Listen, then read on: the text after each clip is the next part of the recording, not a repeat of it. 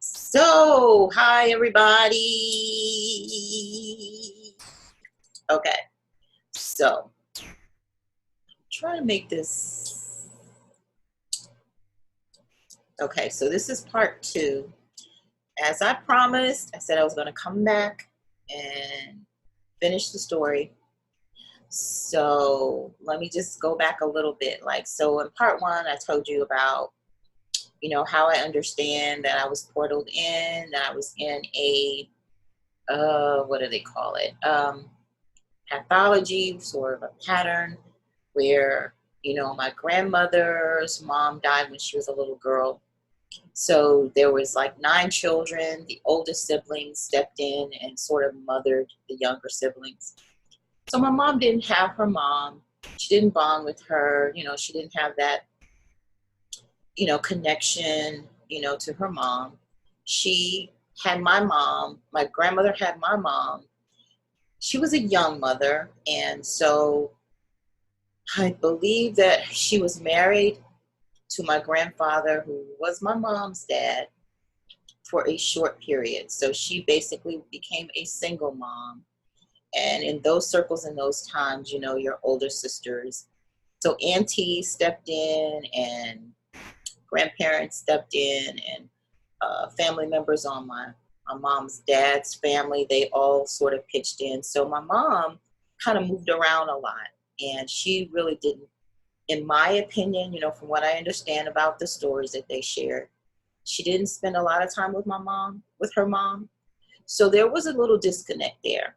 And so this pathology repeated in the next generation, which would be me, and my mom having me out of wedlock, which was taboo back in that time.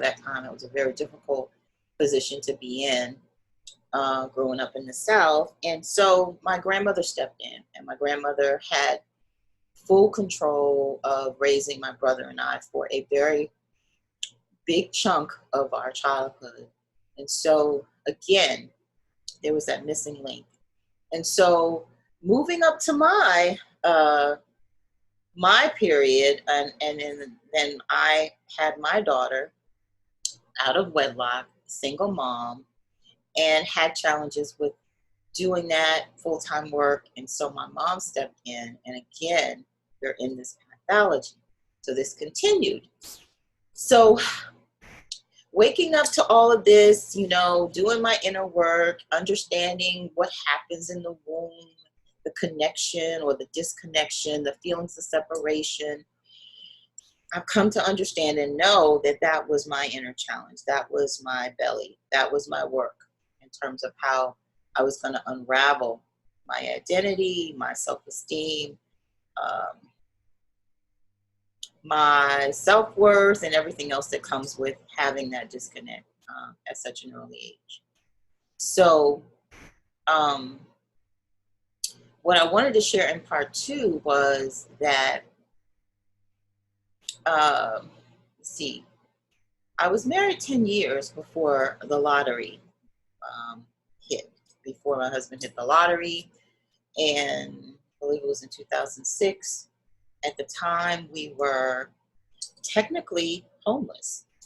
We had given up our one-bedroom apartment. We were living with a church family, sort of a church member who had embraced us. We were doing this with the sole purpose that we were going to be in a better position to save, for a house. And so we were invited in to share the space.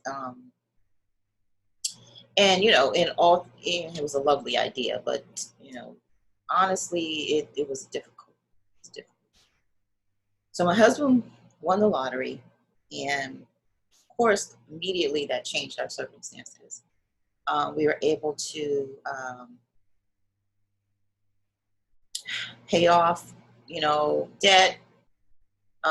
We were able to tuck away what we thought would be educational money for our kids. We were able to open investment accounts. We were able to gift and donate. We were able to help family members. Um, we bought cars, car for him, car for me. Um, we gave away the car we had. It was a lot of good things that, that really came out of that period in that time. But what I came to understand, because we all have, theoretically we have in our minds, my life would be totally different. If I had money, that would solve all my problems. But the truth is that experience taught me that money does not solve all your problems. And if you're not in a conscious state of awareness, self-aware, and at a certain level of vibration in your thoughts and your consciousness, it will soon disappear. And so that's basically what happened. We didn't have really a good skill set as it related to managing money and really having a concept of what the money could do, not really knowing and understanding, all the taxes involved. And, it's one amount, but really, what does that amount really mean in terms of real money and real dollars, after taxes and that kind of thing. We still thinking 20s and 30s and 40s, and it's a whole different mathematical situation going on here.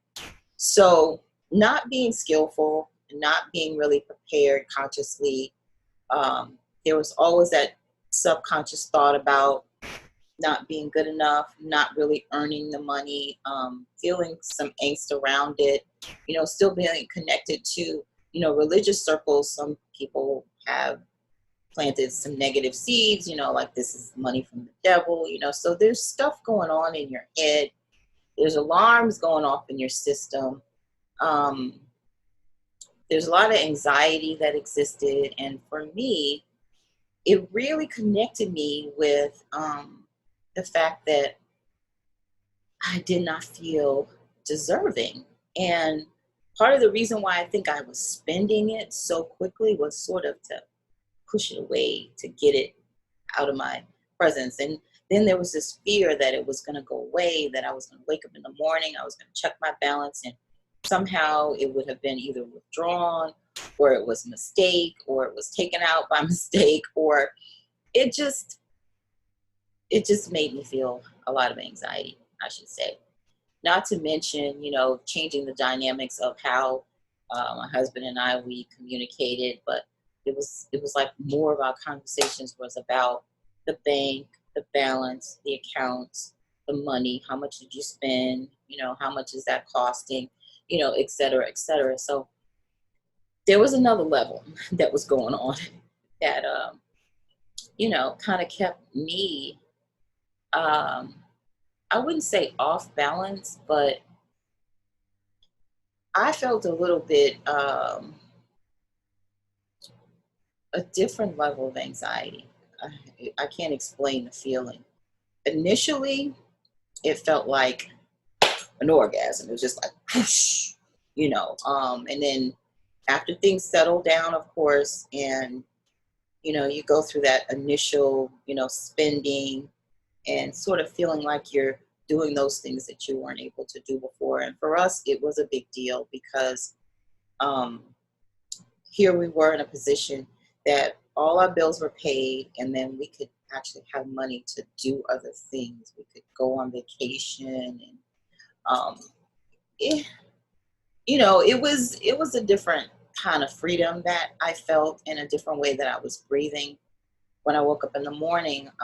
But again, it was always that subconscious thought that it wasn't going to last. It wasn't going to stay. It wasn't going to be a part of my life. And so that is exactly what happened.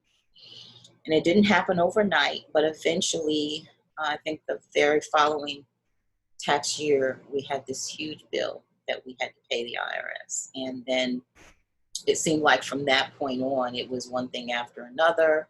It was around the time and when 2008, when everything just kind of went haywire, the economy busted, all the balloon mortgages were called in, houses were upside down, people were out of work. It was just a lot. And uh, we were definitely affected. My husband was out of work, and my sole income was, stretching in all different directions. And it was a stressful time, to say the least. But, they say those kinds of challenges kind of bring you together, and it did in some cases help us to really get down to understanding what was important. And that no matter what, if we had each other, our kids were good, we had our health and strength, that we were going to be okay, no matter what it looked like.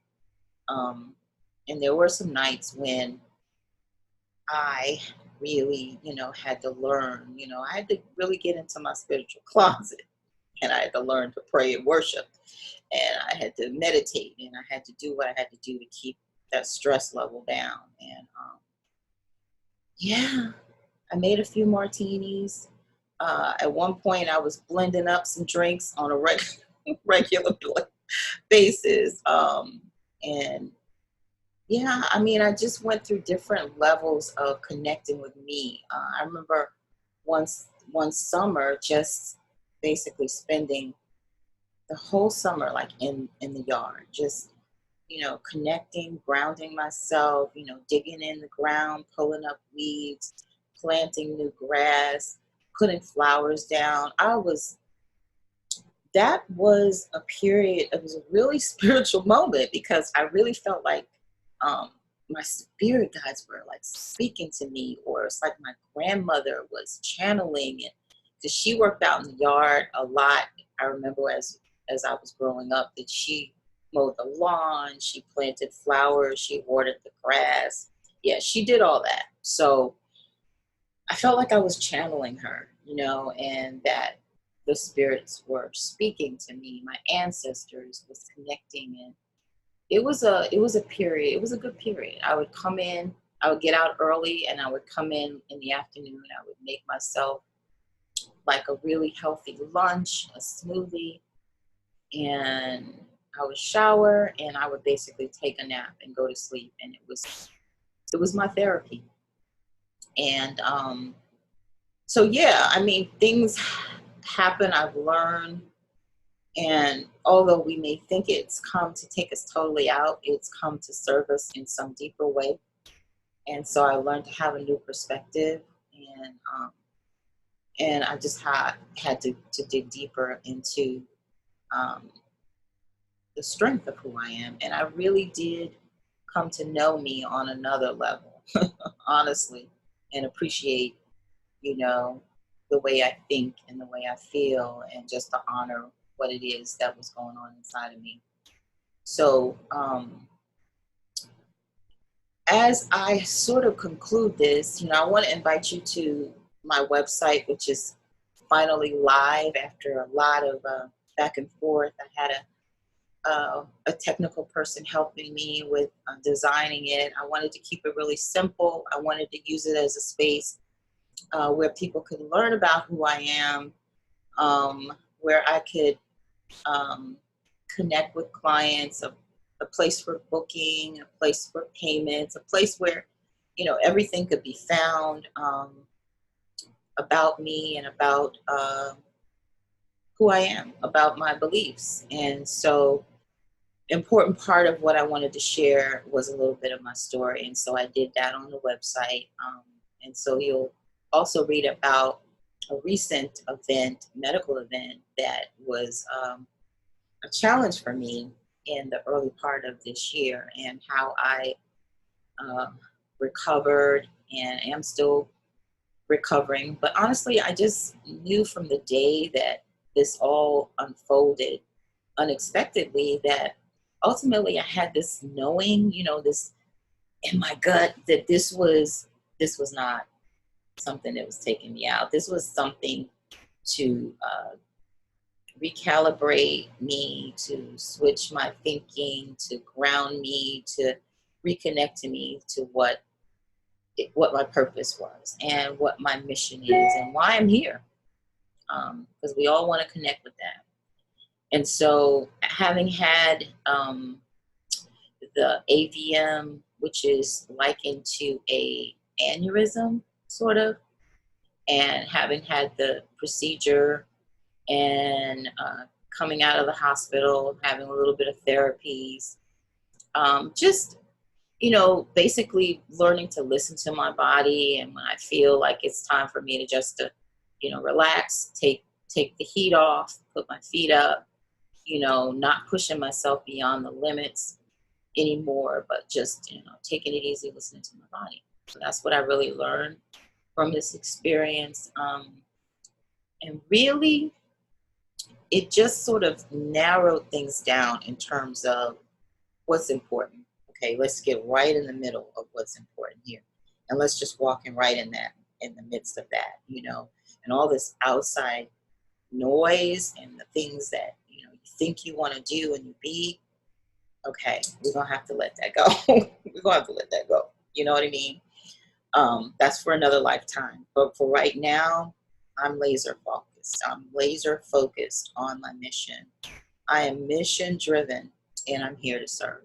And that's what my work is about. First, me, my family, and the world. And that's the level in which, the intensity of which I'm driven to serve and push this love out, to the universe, because that is the transformation that we're all looking for.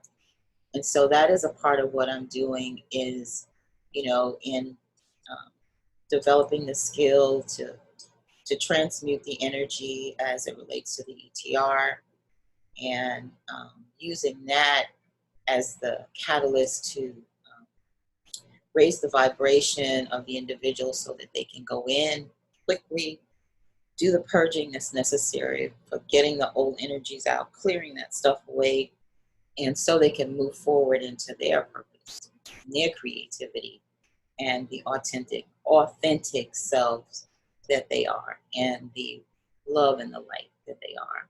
And this is what I want to do. This is what the plan is. This is why I'm here. And this is why I'm sharing.